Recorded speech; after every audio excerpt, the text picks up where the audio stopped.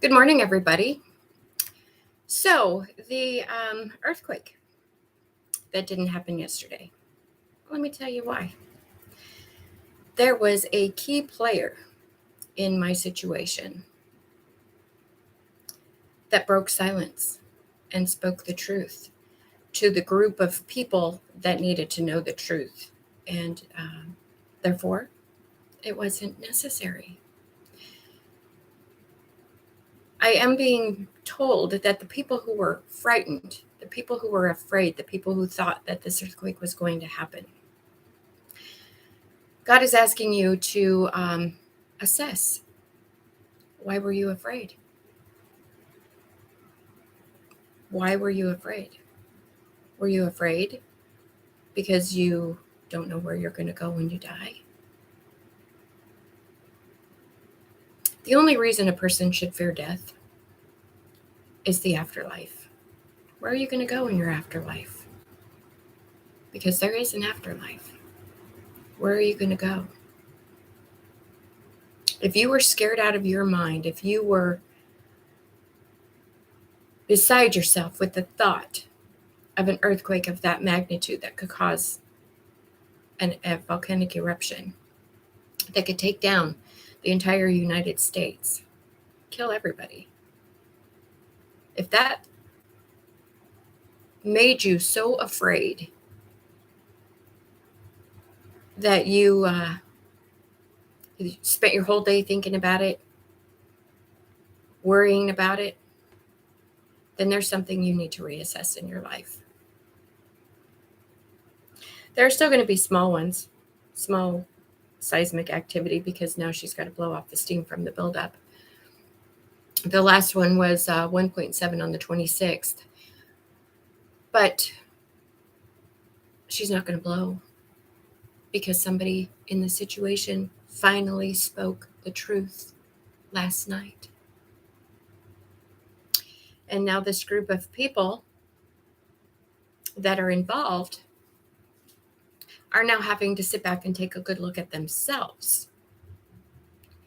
How could you get caught up in such darkness? The very people who point their fingers at others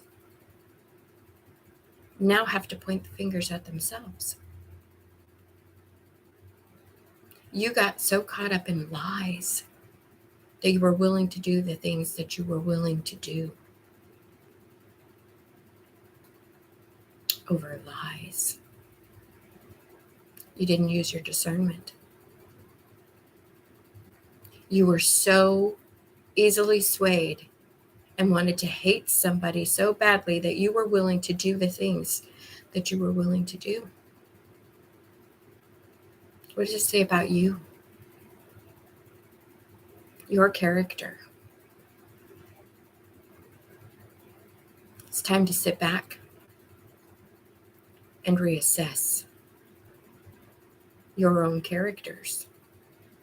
It's time to sit back and take a look at who you are, what you stand for, and why you stand for it.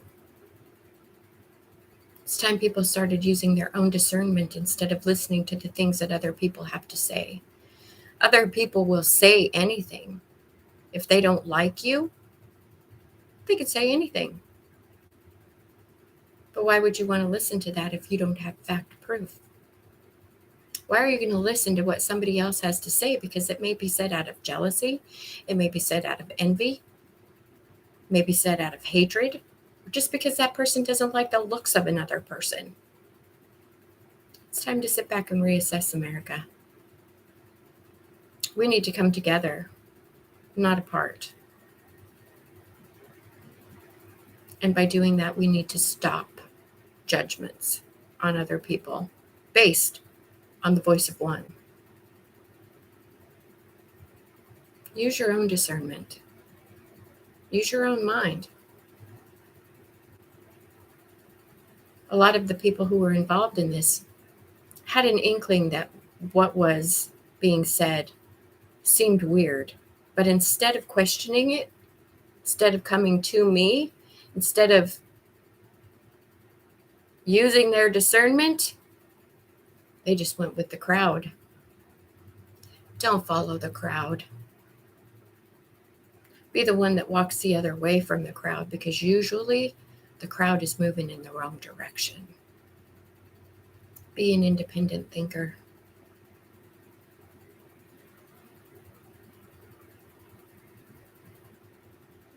Get the facts for yourself before you start following the crowd. Now, not always. The crowd isn't always wrong, but a large part of the time they are.